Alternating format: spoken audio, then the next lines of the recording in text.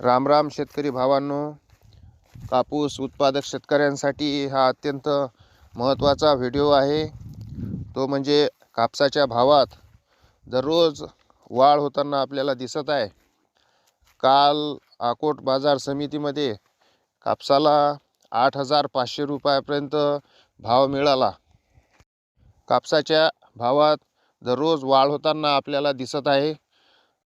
आज आहे 10 जानेवारी आणि या 10-11 दिवसामध्ये कापसाच्या प्रति क्विंटल भावामध्ये 600 ते 700 रुपयाची वाढ झाल्याचे आपण पाहत आहोत। कापसाच्या भावात आणखीनही वाढ होण्याची शक्यता काही कापूस अभ्यासकांनी वर्तवलेली आहे। म्हणून माझं असं मत आहे की कापूस विकण्याची घाई करू नका।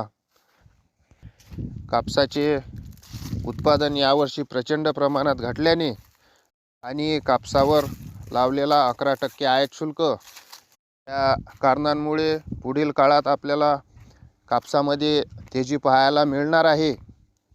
या भाववाढीचा जास्तीत जास्त फायदा मिळण्यासाठी सर्व कापूस उत्पादक शेतकऱ्यांनी कापूस बाजारावर लक्ष ठेवणं अत्यंत महत्त्वाचं आहे। मी सोपान कुटेमाटे तुम्हाला कापूस भावाविषयी अपडेट देतच राहणार आहे। तर आमची ही माहिती तुम्हाला कशी वाटली